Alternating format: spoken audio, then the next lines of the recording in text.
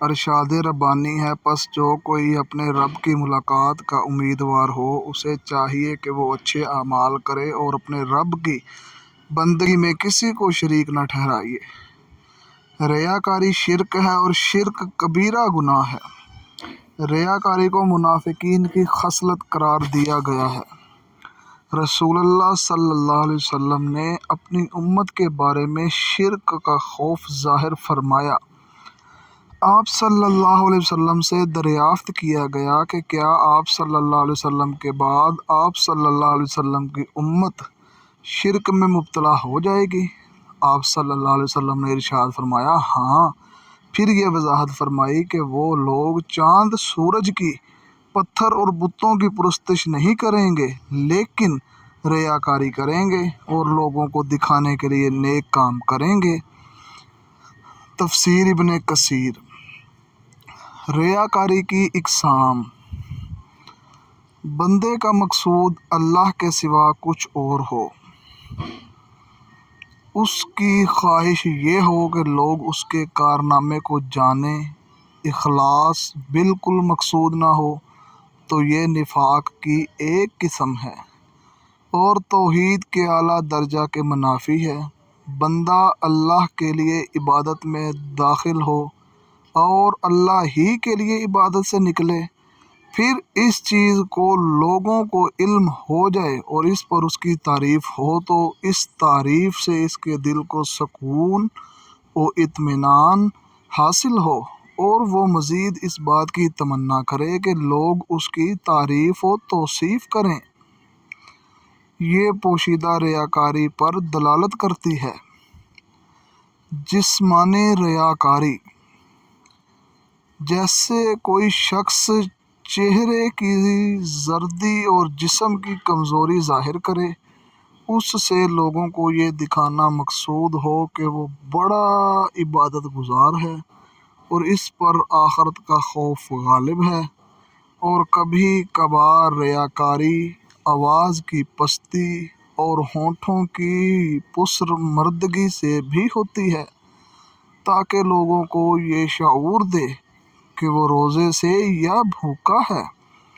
لباسیات وضاقطہ کے ذریعے ریاکاری، جیسے کوئی شخص پیوند لگے کپڑے پہنے یا اسلامی حلیہ اپنائے تاکہ لوگ کہیں کہ یہ دنیا سے بڑا بے رغبت انسان ہے، یا کوئی ایسا لباس پہنے جسے ایک خاص طبقے کے لوگ پہنتے ہوں، جنہیں لوگ علماء کی فہرست میں شمار کرتے ہوں۔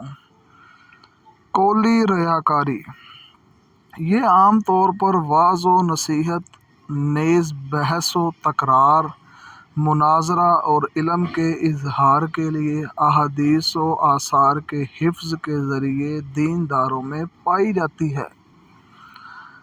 عملی ریاکاری، جیسے دکھاوے کے لیے نمازی کا نماز، رکوع اور سجدہ وغیرہ طویل کرنا اور خشوع و خضوع ظاہر کرنا، نیز روزے، حج اور صدقہ میں ریاکاری وغیرہ۔ ساتھیوں اور ملاقاتیوں کے ذریعے ریاکاری، جیسے کوئی شخص باتکلف کسی عالم سے ملاقات کرے تاکہ یہ کہا جائے کہ فلاں تو فلاں کی زیارت یا ملاقات کے لیے گیا تھا۔ اسی طرح اپنی زیارت کے لیے لوگوں کو دعوت دینا تاکہ یہ شہرہ ہو کہ دیندار لوگ اس کے پاس آتے ہیں۔ لوگوں کے درمیان اپنی ذات کی مذمت کے ذریعے ریاکاری، اور اس سے اس کا مقصد لوگوں کو یہ دکھانا ہو کہ وہ بڑا متواضع اور خاکسار آدمی ہے، تاکہ ان کے نزدیک اس کا مقام بڑھ جائے اور اسے بیان کر کے لوگ اس کی مدح و ستائش کریں۔ یہ ریاکاری کی باریک قسموں میں سے ہے۔ ریاکاری کی باریکیوں اور اسرار میں سے یہ بھی ہے کہ عمل کرنے والا اپنی نیکی چھپائے اس طرح کہ وہ یہ نہ چاہے کہ لوگوں کو اس کی نیکیوں کا اطلاع ہو، اور نہ اس کے ظاہر ہونے سے اسے خوشی ہی ہو، لیکن اس کے باوجود جب وہ لوگوں کو دیکھے تو اس کی خواہش یہ ہو کہ لوگ اس سے سلام کرنے میں پہل کریں، اس سے خندہ پیشانی اور احترام سے ملیں، اس کی تعریف و توصیف کریں، گرم جوشی سے اس کی ضرورت پوری کریں اور خرید و فروخت میں اس کے ساتھ نرمی کا برتاؤ کریں۔ اور اگر یہ سب کچھ نہ حاصل ہو تو اپنے دل میں رنج و تکلیف محسوس کرے، گویا وہ اپنی نیکیوں پر عزت و احترام کا طلبگار اور خواہش مند ہے۔ لہٰذا انسان کے لیے ضروری ہے کہ جب اس کی خواہش مدح و ستائش کی آفت کی طرف آمادہ کرے تو اپنے نفس کو ریاکاری کی آفتوں اور اللہ کی ناراضگی کی یاد دلائے، اور جیسے لوگوں کی محتاجی اور کمزوری اور اللہ کی معرفت و عظمت کا علم ہوتا ہے، وہ اللہ کی خاطر نیکیاں کرتا ہے اور اسی سے اجر کی امید رکھتا ہے۔ اے اللہ میرے دل کو نفاق اور میرے عمل کو ریاکاری سے پاک کر دے۔ آمین، اللہم آمین۔